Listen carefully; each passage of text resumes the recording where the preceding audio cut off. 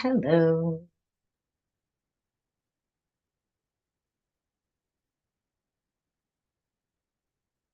Hello, hello, and welcome, everybody.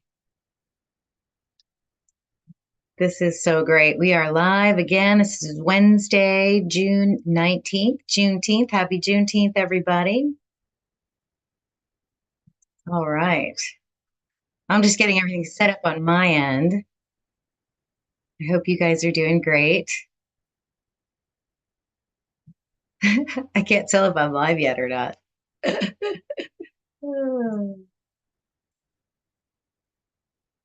Let me know how my sound is.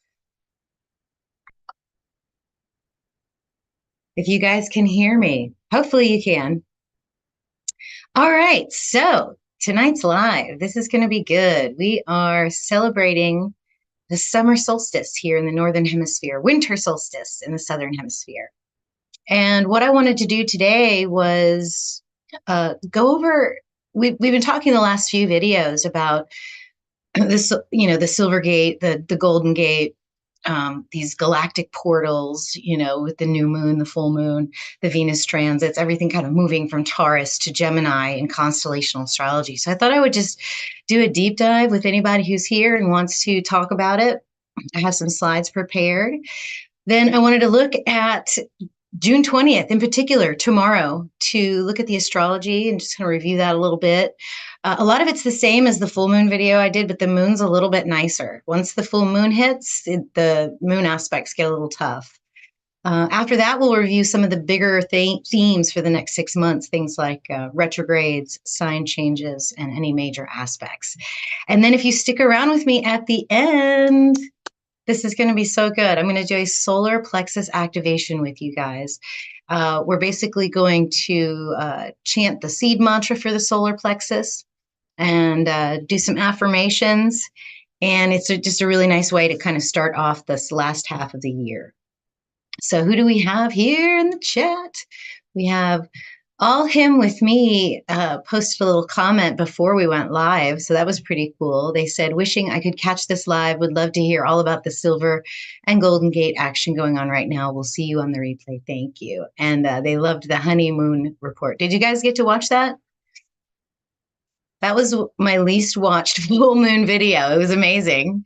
Usually I get at least 500 views within a day or two. Nobody's watched this one. It's very interesting. But anyway, check it out. Share it.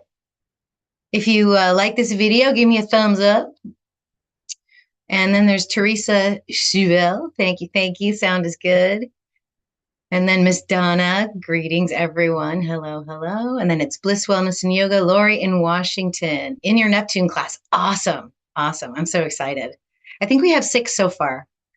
And I still have a couple more what do you call it? Add ammo in my arsenal. I'm going to send out an email again. Oh, thank you for the happy anniversary wishes. Yes, yes. June, full moon in June. Got a big birthday coming up too. I'll be 50 years old on August 4th when Mercury goes retrograde. So that'll be fun. All right, cool. Looks like we got like 6 or 7 of you guys. This is great, including myself. So I'm sure we'll get some more in. Yep, and Donna's in the Neptune class. We had a nice conversation today. I enjoyed meeting Miss Donna. Hopefully the information on Prometheus was clear for you. That can be a tough software to get used to. All right, let me do some announcements while we're waiting for some people to get in, and then we can go over the Silver Gate and the Golden Gate. Okay. So the announcements, number 1, we've already kind of talked about it. The Neptune class, that's happening on Monday, the 24th, at 6:30 p.m. Central Time, my time, 7:30 Eastern Time. Miss Maria Schumacher, a Wiccan priestess and constellational astrologer, a professional, will be joining us and giving us information about the constellations in a very unique and modern perspective. So I'm very much looking forward to that. There's going to be a resource document included in that as well. It'll probably come after the class goes live because I think we're going to write it on the fly while we're doing the class. It's Neptune. It is what it is. Then there's also a meditation with that. Those of you that enrolled in the class should also have that meditation and have already done that. If you have, let me know. Give me a thumbs up if you loved it. That is a great meditation. It's I basically get you into your Merkaba, and then we zoom to the planet Neptune. Once we're there, we get down on the ground and we watch the diamond rain and we chant the Vedic mantra to Neptune. And it's a third eye activation as well. It's really short. It's about 22, 24 minutes, but it is really, really wonderful. And the music that you hear in the background, I actually created that using my software. I don't know if you guys have seen the rest of my studio. I'm going to do this real quick. There it is. That's where the music happens with that Apple computer and my keyboard and my mixing board. I also have a professional microphone over there. So when I do those, when I have my recorded meditations, they are as professional as I can get them, which is very much unlike this video situation. But at any rate, that's all in the Neptune class. So I do hope you do that. There, I upgraded my course software subscription site. And so what we're able to do now is add payments. So if you don't want to drop $46, which I think is what the class is, right? All at once, you can break it up into 3 payments. So you can get started at $16. So I thought that was a really nice addition for upgrading. It's almost double what it was when I started. So at any rate, that's that.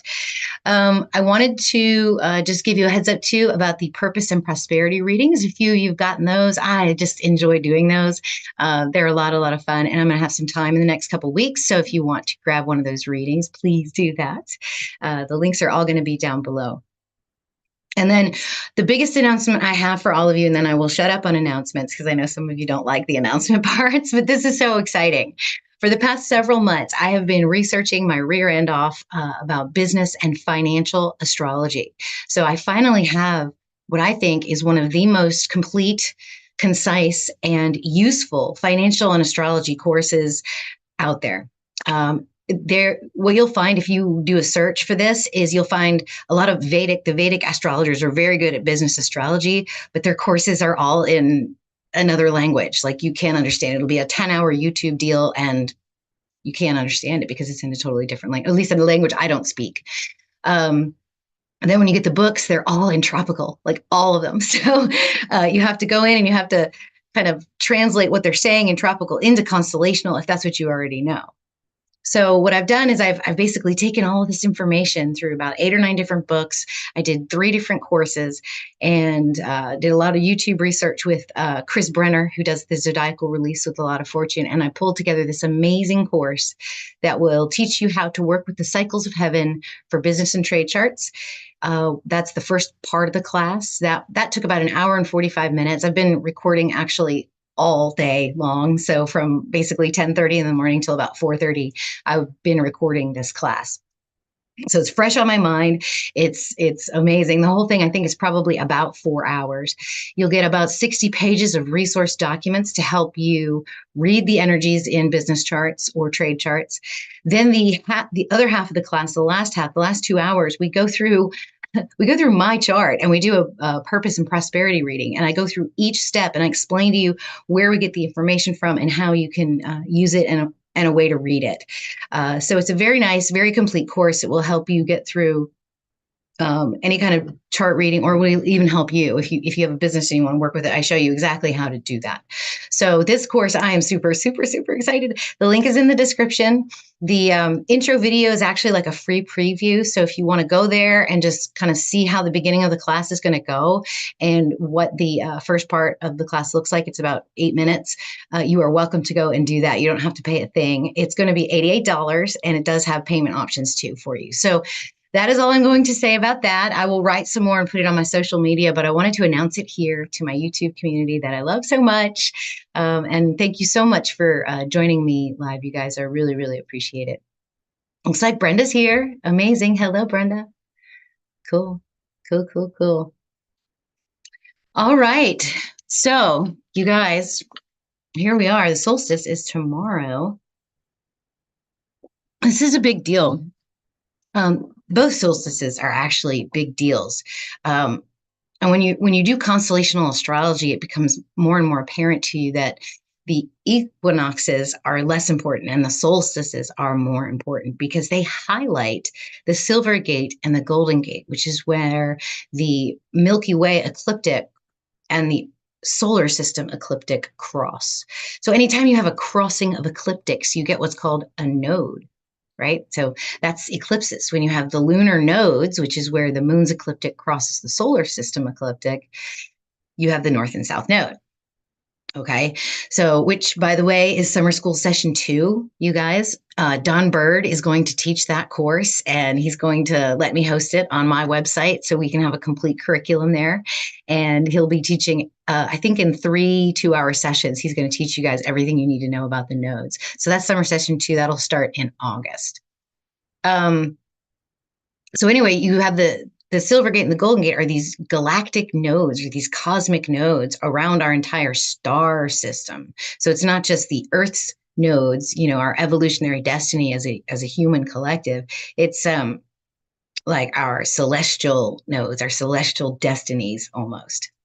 And what's so super interesting about it is that the winter solstice in particularly is something that the Mayans watched. They watched the precession of the equinoxes and were so precise. They had thousands of years of observations of the timing of the winter solstice and that moment lining up where the sun is in the galactic center.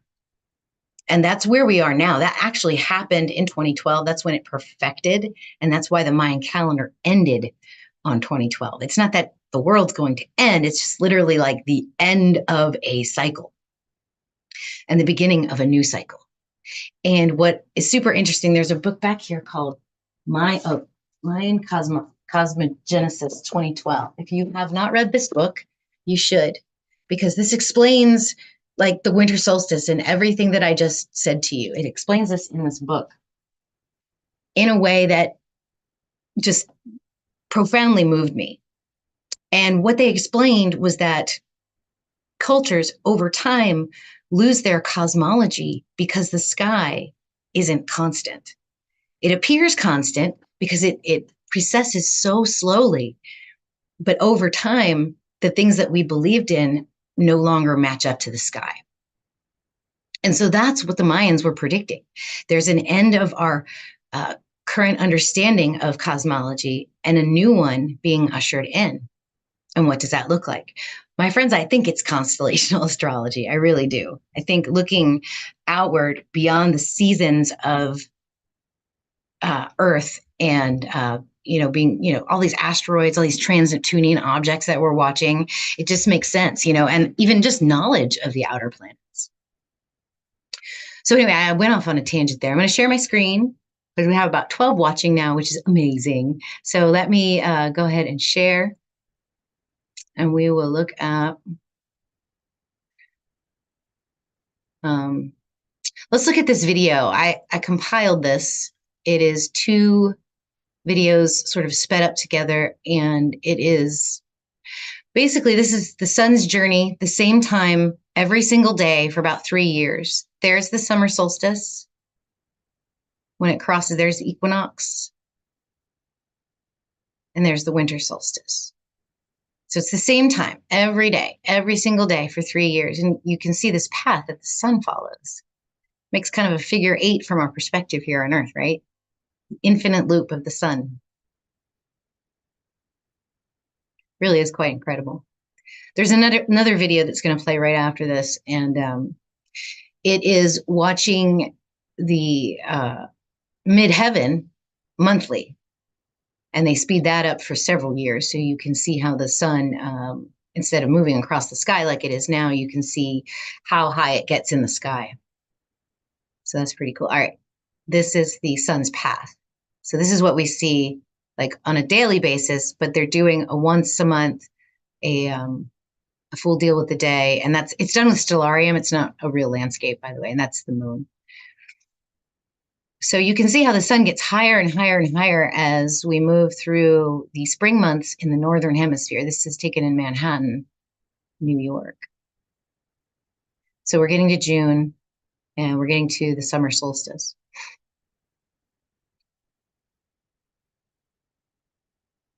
Now, I hope you're appreciating this movement because what I'm going to show you is just a few slides that I put together. They're actually part of the Ophiuchus class because when I talk about the galactic center and Ophiuchus, understanding these nodes, these cosmic nodes, is very, very important because that's at one of them sits Ophiuchus and at the other one sits Orion. And then you've got Sagittarius and Scorpio on one side, and then Taurus and Gemini on the other, on the Silver Gate. So that's pretty cool, right? I mean, I just, when you think about that, you think about how things are always moving. It's not just a snapshot in a chart, right? It's movement, it's energy. So I love that. We're looking at the solstice, we're looking at the peak of the sky. I just wanted to show you this real quick because this shows us that we are in solar cycle 25 for the activity of sunspot solar flares and coronal mass ejections. So it looks like when we get into 2025, we'll be at the peak of that cycle. And I'm going to talk more about this in the business and financial astrology course, why this might happen. But there's a lot of theories out there about why the sun has this periodicity to it. Why does it have this cycle? What causes that? And there's a lot of theories about either, like magnetism. But the main one that people talk about is Jupiter and Saturn and their cycles. Even though the mass of the sun is 99% of all the mass in the solar system, that other 1% is mostly taken up by Jupiter and Saturn, and it actually does affect the sun's position in space. So it's called a gravitational barycenter or wobble. Anyway, we are in solar cycle 25. So we're going to have a very intense summer solstice here in the Northern Hemisphere because we have the most amount of daylight. We have the sun kicking it, throwing off all kinds of solar flares, X flares, M flares. People are feeling it. People often talk about ascension symptoms when this happens. They get real tired, or they have ringing in their ears, or they get GI upset, things like that when the solar flares go off. So let's look at these gates a little bit. I've shown you guys this slide before, but the Golden Gate is here and it is approaching the galactic center. And this is source. This is where all the energy in our whole galaxy comes from. It comes from the galactic center, the supermassive black hole that's right there. And that is aligned to Scorpio, Ophiuchus, that whole area where Sagittarius and Ophiuchus meet. That's the galactic center. What's happened over time when the Mayans started recording their calendar was that the solstice, when the sun, from our perspective, was at its lowest point in the sky. If you remember that video I just showed you. So when it was at the lowest point of the sky, that lined up with maybe Virgo or Sagittarius or Capricorn. Okay. So it might have lined up with a different constellation, but they did notice over the years that it was slowly drifting clockwise on the zodiac. And they predicted, based on what they already knew about all these cycles, that epoch would end in 2012 with the alignment of the solstice with the Golden Gate. Okay, so let's let me see. Let me do this with you. Oh my gosh, I did not save it right. That's okay. We'll just go to the slides that we want right here. Okay. So the spiral of the sun, what we just watched on that video is right here. So this is the sun's path on the summer solstice. It's way up high in the sky. And as we get down to the winter solstice, it's low down in the sky. So just imagine yourself an ancient creature, maybe not knowing about space, and you're watching the sun make this spiral. And especially in the Northern Hemisphere, you're watching it spiral down into darkness where it barely rises above the horizon, and then it dips down below the horizon. And you're wondering if the sun's going to come back. And that's where these images come from. It comes from watching the sun and understanding the sun's rotational path, that it circles inward like a serpent and then uncoils. So it coils and uncoils in a yearly pattern. So you have this idea of the serpent bearer in Ophiuchus, handling that snake, taking that snake down to the underworld and then coming back up and holding the snake up. So So yeah, it's the end of the 13th back tune of the Mayan long calendar too. So if that's not synchronous enough for you, doing 13 sign astrology. And it was the perfection of the galactic center aligning with the sun during the December solstice. That alignment happens every 26,000 years. So they anticipated that alignment over 5,000 years ago. And it is the changing of the ages. So yeah. So the next thing I wanted to do maybe is see if anybody has any questions. Are you guys mesmerized with my presentation? This stuff is mind blowing. Sometimes I just don't even to be born in such a beautiful, perfect, amazing, synchronous universe that follows, rules and geometry. It's incredible. So let's take a look. If you guys are doing good, let's take a look at the solar system. Here we go. And this is a kind of an above view. I used to be able to get rid of these constellations, but not any, or these comets, but not anymore. So we'll just kind of work around them. All right. So here we are on Earth. Y'all see Earth right here? Zoom in a little bit. There's Earth. And we're going to look at the rest of the solar system from Earth's perspective. So you can see Sun, Mercury, and Venus right there at the Silver Gate. The Sun's about to cross on the tomorrow, cross over that Silver Gate. Venus and Mercury did that over the weekend. You can see that. And then if you turn the solar system around from the sun's point of view, there's Earth. 6 months from now, during the December solstice, it will be exactly the opposite. So from the Earth's perspective, the sun will be here in the galactic center in Ophiuchus, and Earth will be at the Silver Gate. Okay? So that is why this is so incredibly amazing. And the Silver Gate is typically called the gateway of men. And that means that there's energy coming into the system to be materialized or crystallized into human form, matter, that sort of energy. Okay. So we're getting new energy. We're getting fresh energy to manifest, to create, to begin building anew, and energy that is ready to be harvested, to be ascended, to transcend this realm is also moving through.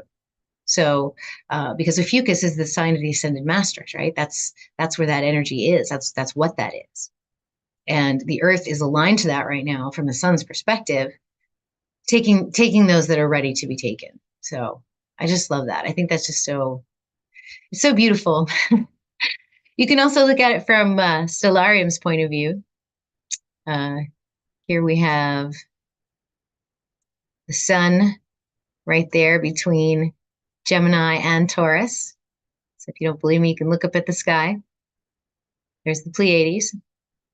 And this is today. So let's move forward to tomorrow. That is the solstice right there. And then Friday is the full moon. So that one day with moon energy makes a big difference. We'll see in a second. All right. And then there's the other side, the galactic center, Ophiuchus, Sagittarius, Scorpio, Libra. And then if you zoom out, you can kind of see the galactic ecliptic right here and all those different constellations in there. There's people that read that too. And then here is the solar system ecliptic, Pisces, Aquarius, Scorpio, Ophiuchus, Libra, Virgo. Okay, Silver Gate, Golden Gate, gateway of men, gateway of souls.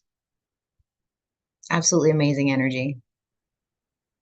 Here's another graphic of that. I'm going to open it up, photos. Cool. All right. The difference between tropical, so no matter which system you're using, guys, the point I wanted to make is that the galactic center is always in the same place. So whichever system you use, the galactic center, the Silver Gate, and the Golden Gate, they are where they are. It's just what we call it. Okay. So I might call that wall purple behind me, but somebody else could call it chartreuse, but the wall is still behind me, nevertheless. And so here's the Golden Gate, here's the Silver Gate. The inner ring is the tropical. So they have the Golden Gate over here in Sagittarius. and they've got the silver gate in Gemini. And that's okay. I mean, that's totally fine, right? As long as you understand that that's how they're translating it. And that when I'm talking about the sky, we're actually using the sky. So when we look at space and we see Scorpio and we see Ophiuchus, that's where the galactic center is. So it takes out some of the translation. Okay, so that just compares those charts. There's another way to do it. We've just turned the wheel a little bit and we've made the equinoxes important. Don't they seem a little less important now that you know about the Golden Gate, the Silver Gate, the Mayans that were following it? I mean, it's mind-blowing. I always feel the shifts during the solstices rather than during the equinoxes, personally. All right, let's see. Oh, you love me too. I love that you have visuals. Rabbit holes, yep. Mind and research is top notch. Thank you, Brenda. Oh, you're so smart. You guys are so sweet. I love my live groups. This is great. What do you say we take a look at the astrology of the solstice and then look at the year ahead? And then we can get into that solar plexus activation. All right, so here is tomorrow, 12 noon. I picked 12 noon because that was, when midheaven was in the sky. So we're going to take a look at this. You got Sun, Mercury, and Venus all in Gemini now, right here. So the Sun is the highest expression of our spiritual self. Venus attains enlightenment and wisdom through sensation, and Mercury does it through knowledge and transmission and reception. So it's like this super genius, smart, blended energy of the mind and the heart, logical creation, creative words, expression, also at this brand new cycle, right? So you got the culmination of the sun cycle at the peak of its height here in the Northern Hemisphere, and then two brand new cycles with Venus and Mercury just getting started. So this is that silver gate portal. A lot of people felt maybe kind of excited that it was coming, and I was too, but nothing really profound happened. Instead, it felt almost like there was a calmer energy, like it felt less exciting and more directed, at least for me, like, okay, this is what I need to do. This is how I need to do it. I have plenty of time. So this felt really good. This felt like something was being released or let go of for some reason. So all this personal energy being shoved through the cosmic gateway, the way that I interpreted it was that we were kind of sitting in an elevator in a really tall building, just waiting for our floor. That's kind of what that portal felt like. Because honestly, if you're going through a portal, you really can't take much with you. And so if you're hanging on to old energies, if you're kind of living in the past, none of that can go through this portal with you. And so if it's easier to let go, if you have a system of letting go, a ritual of letting go of things, then it may have been easier for you. If you are still kind of hanging on to some things, there might be some heart or mental energy that you're dealing with. All right. So yeah, similar to the eclipse. I don't know about you guys, but that last solar eclipse that we had, it kind of felt the same way. Like I went through a doorway and then everything just stopped. Like it just silence. It was really, really interesting to feel that tremendous shift. It wasn't bad. It was just a big shift. And again, we have another one here that I feel like it was the same. Anybody else feeling this? How about you guys? Anybody? I love coffee. Sometimes I'll put a little dollop of honey in my coffee and it just makes it just that much sweeter. That's it. All right. So let's see. The sun is squaring onto the North Node tomorrow. So when we have sun squaring the node, this is basically our expression, intention with our destiny. And our destiny is universal love and oneness in Pisces. So again, going through a portal, there's a square, there's a decision that has to be made, a letting go of something, and an acceptance of something that maybe we didn't really want to accept.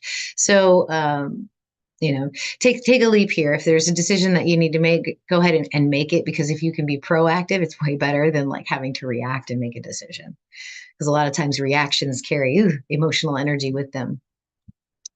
They're also close enough, sun's close enough to square Neptune right now. So This can be very potentially draining, Neptune energy. Like maybe you just don't feel like you have any any like get up and go. Really kind of in the mind, or in the, not even in the mind, but above that, like in the astral, just in the dreamland all the time. Neptune attains enlightenment through anything and everything that's possible, right? And so she also comes without any discernment. And so whatever comes in is going to come in and it's not going to get judged. So it might be hard to make decisions based on incomplete information or illusions. So you want to be careful with any squares to Neptune. Sun will Sun will be sextiling on Mars as well. So this is as well as Venus sextiling onto Mars. So this is like an opportunity to like combine loving, creative, expressive energy with the will of the creator, like the perfect container. Think of like all this water as the creative energy, the feminine force, and being expressed through the sun. And then Mars is the masculine force, giving it a channel to kind of go down and through to guide the water in the most effective way. So that's kind of that opportunity between Mars and Venus and Sun. And Mars is now deep in Aries. Did you guys feel that shift? This is like a new cycle for Mars in, kind of, well, actually kind of ending in his own constellation and then starting a whole new zodiac cycle. Very similar to Neptune energy being in Pisces. So they're comfortable here. This energy's here. The will of the creator is comfortable. It's expressive. It's entrepreneurial. It's ready to begin anew. So it's a good time for restoring that Mars energy, and to begin to be assertive. Donna says, I'll be doing a release ritual tomorrow to allow my true self to come through. Yes, that is beautiful. That is beautiful. Because what happens after the peak of a cycle, right, in astrology? You get the dissemination phase. So you have that full moon, you release everything, you disseminate, you basically explode. And so think of that dandelion seedling. When you blow it, the seeds disperse. That's what's coming in the next 6 months for us, with the sun being in this energy. The sun is also quincunxing to Pluto. This is kind of a subtle tension or a subtle talent that's difficult to realize, that's hidden, especially with Pluto energy. In a few weeks, this is actually going to be straight up opposition energy for all the personal planets, Mercury, Venus, and Sun. Mercury will be first, then it will be Venus, then it will be Sun, and we'll feel this purging energy when it's opposite to Pluto. So probably the middle of July, end of July is when we'll be feeling that sort of purging energy with Pluto opposing. But a quincunx might be a good time to sort of look at what can be purged, because you don't want that purge to come up out of nowhere. There could also be a truth here that is hard to recognize or to realize. Okay. And then the moon is making some nice aspects tomorrow. But when we have that Sagittarius full moon right here, the aspects change in a big way. So we have a Scorpio full moon tomorrow, or a Scorpio moon, almost full moon tomorrow. So all that, drama, Scorpio moon energy, that tropical astrologers say happens when our moon's in Virgo, that's for us, okay? But for us, it's not so much drama, right? It's more just realizing the hurt, healing from the hurt. There could be a very emotional component to tomorrow for those of us that have stuff that we're hanging on to as we go through this portal. This might be the last opportunity to ditch that at the Golden Gate, to kind of give it up to God, so to speak. So the moon will trine on the north node and sextile the south node. That's always nice when you have that aspect with the moon and her nodes. That means this energy is for our good. It is for our ultimate evolutionary milestone in this lifetime as a collective, is to go through some of this purging so that our energies can move through these gates and begin a new cycle, or to begin our dissemination process for this particular solar cycle. The moon will oppose Jupiter tomorrow. And Jupiter is just fat and happy and grounded Taurus, eating all the food, drinking all the wine, just having a great day, expanding, paying for everybody's bill. And, that's kind of opposing this sort of maybe somber, emotional Scorpio moon energy, right?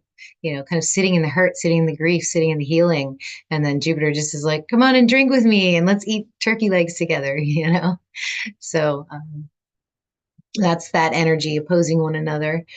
Pluto is making some aspects for a while. This is not just tomorrow, but for a while. This is sort of the foundational energy we're sitting in. And that is a sextile to Neptune, which everybody's born with this. Sometimes it's more exact than others, but essentially because they're such slow movers, these two have been in a sextile. They will have been in a sextile for about 100 years by the time it's over. So this sextile is surrendering to the transformation. All right, we're going through a transformational phase in our collective. 100 years, when you think about the grand span of human time that we've been on this earth, 100 years is not a long time at all. So we're being transformed, we're being changed, we're being destroyed and recreated through this long cycle. It's a slow process, so no one really feels it acutely. But that's kind of how I feel that. Then we've also got Pluto trining onto Uranus and Jupiter. They're not conjunct anymore, but Pluto being retrograde is kind of snug right in between the two squares. One's approaching and one's separating. Excuse me. And then so you can feel the trine energy to both of these.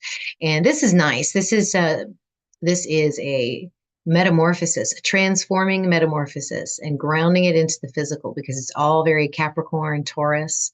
So all those spiritual changes that we've been through, that Pisces energy through the eclipse, Chiron conjunct, all that stuff, all that healing we've done, that's being manifest now and grounded. That the change energy that we went through, it's being grounded into the physical right now in a very abundant and prosperous way too, I might add, with Jupiter here.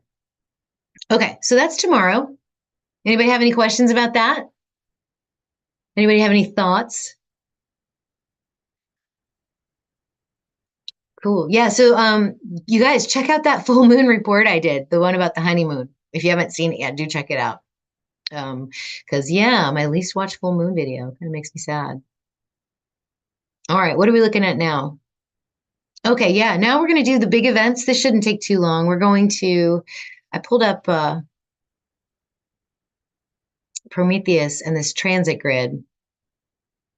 And what I did is you guys can sort your transit grids by entering. So you get all the aspects one right after the other. Boom, boom, boom, boom, boom. I find that kind of hard to look at and very cumbersome. So what I do is I sort it by point one.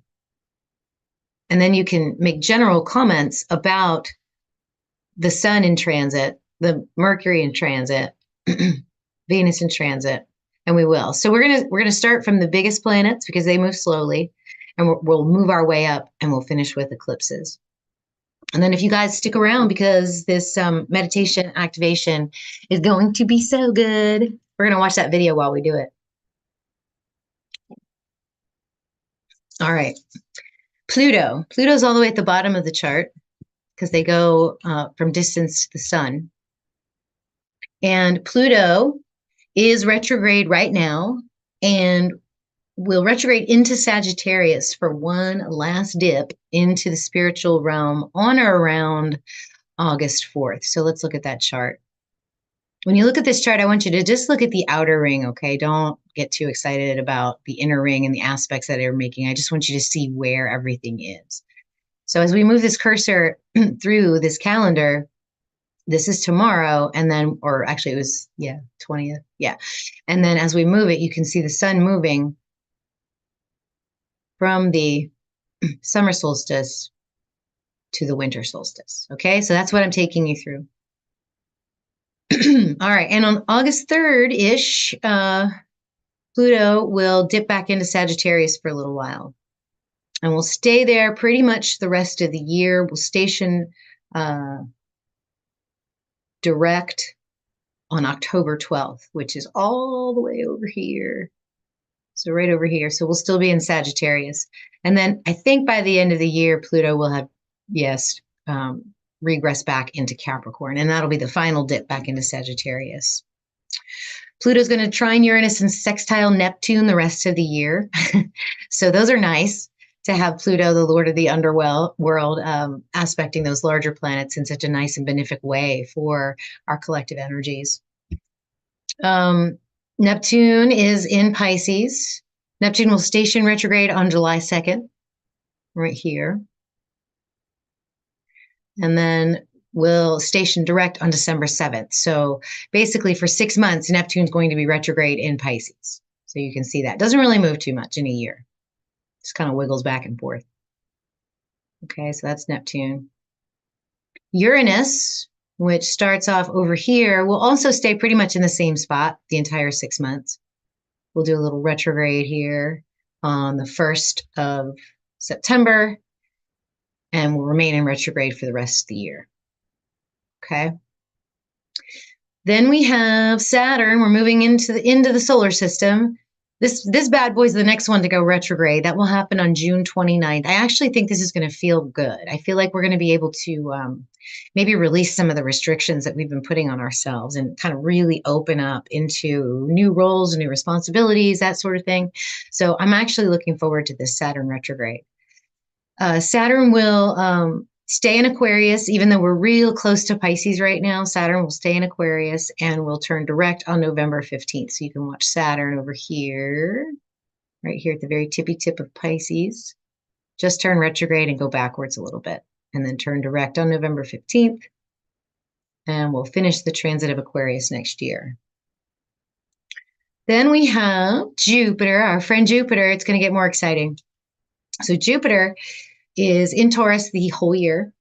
Jupiter will trine the South Node in Virgo for the first half of July. So this is a good month-long transit right here, trining onto the South Node.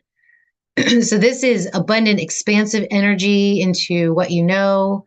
It could be easily slipping back into old patterns or old routines. So watch yourself early July, okay?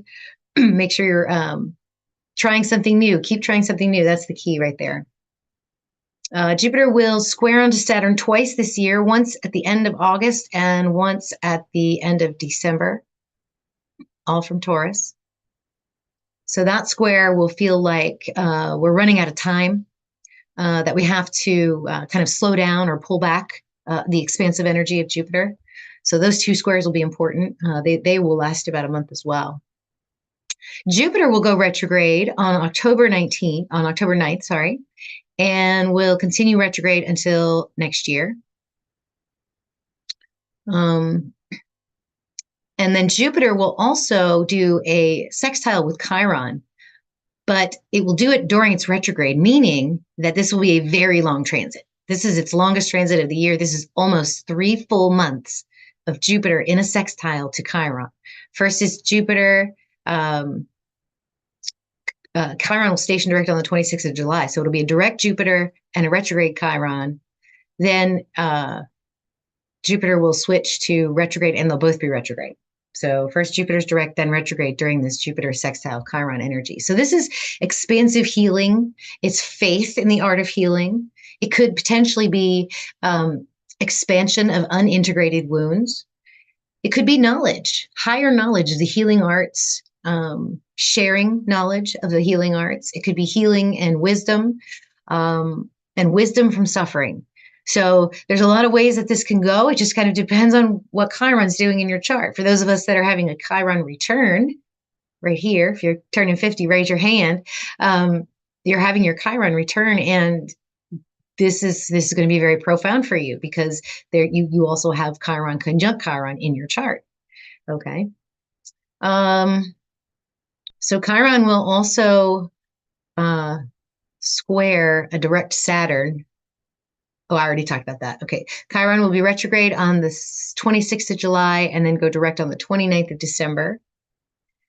And then let's do Mars, and we won't do these aspects because they're typically shorter, and usually we cover them when we do our monthly videos. So what I'm going to do is just sign changes. So you guys can keep your eyes on that. And then we'll do the same for Venus, and then we'll talk about Mercury retrograde and eclipses. All right, so Mars will be in Aries until July 10th, and then we'll move into Taurus. So watch this outer wheel here, watch Mars. From July 10th to September 2nd, we'll be in Taurus. From September 2nd to October 20th, we will be in Gemini. Then we will move into Cancer on October 20th.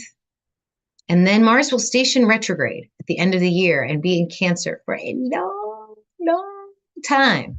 Mars retrograde is like Ooh, it's a while. It's like 3 months or something like that. And it's usually feels very, very stuck and hard. And a Mars in Cancer isn't very, it's not very strong energy. So the end of the year is going to feel kind of wimpy when it comes to our willpower and things like that. So that's Mars for the year. Venus, so she's going to be an evening star the rest of the year. She will transition to morning star early next year. I want to say around February, with an inferior conjunction and a retrograde motion. But she will be direct and an evening star the entire rest of the year.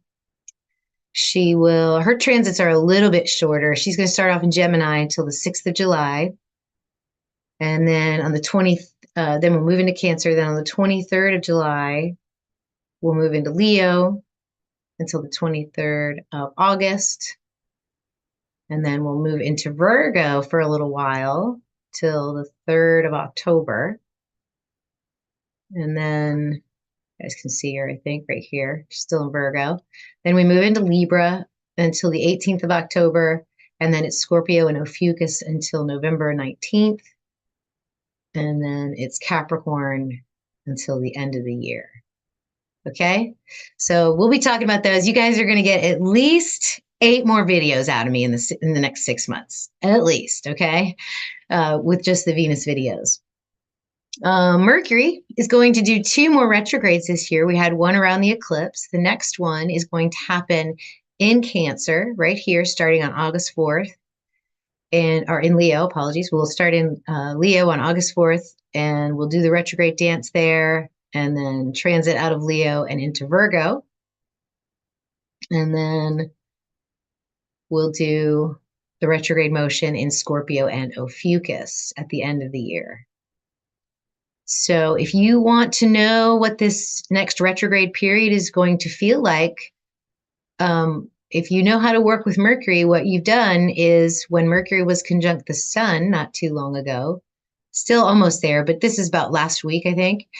Sun conjunct Mercury, that's the beginning of the Mercury cycle. This is a Gemini, Venus, Sun, Silver Gate cycle. So what type of Leo energy is going to come through for Mercury in August?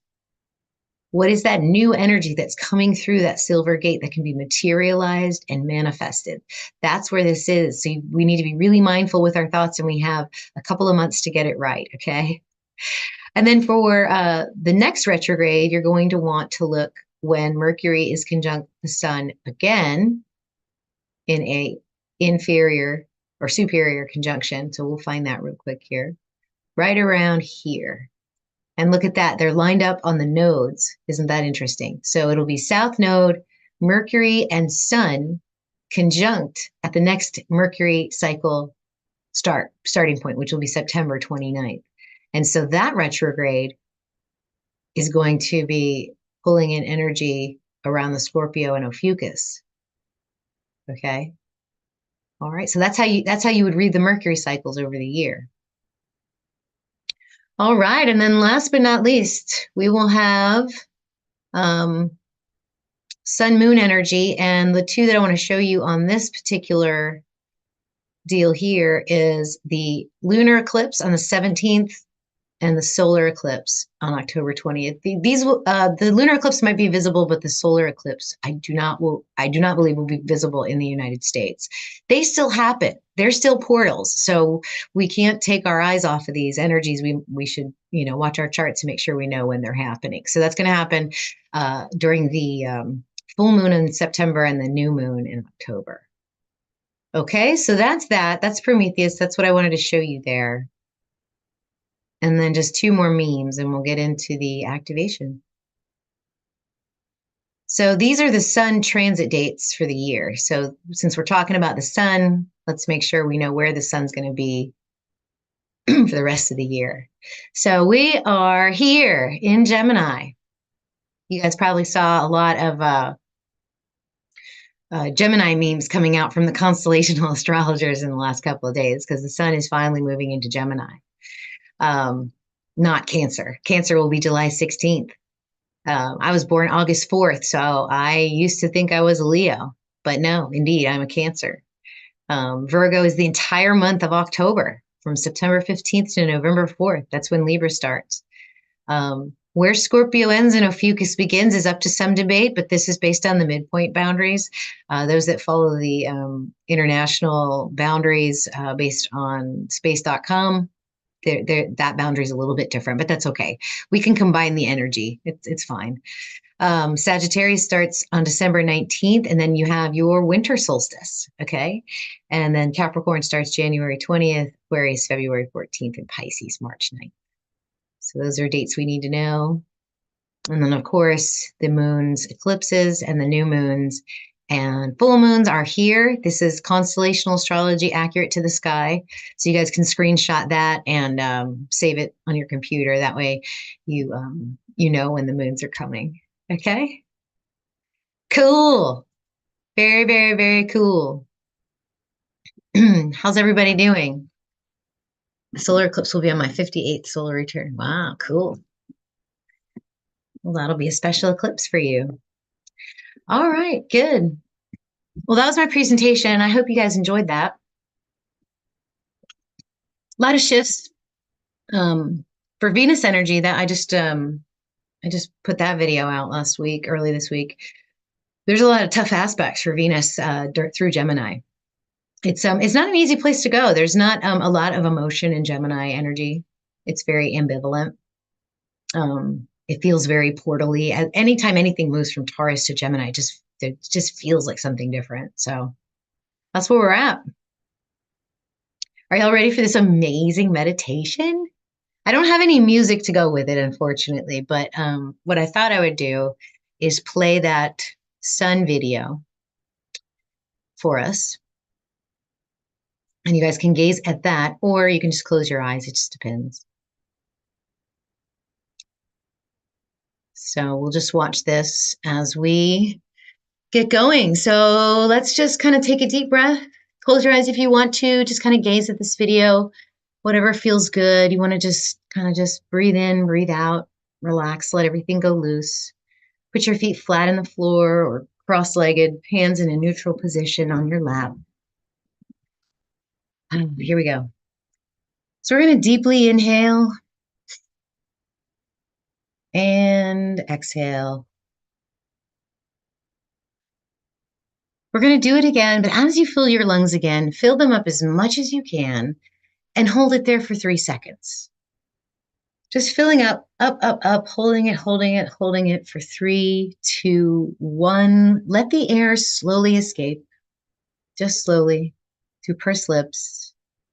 And once you're completely out of air at the bottom, for 3 seconds, out, out, out, hold it again, hold it, hold it, hold it for 3, 2, 1 seconds.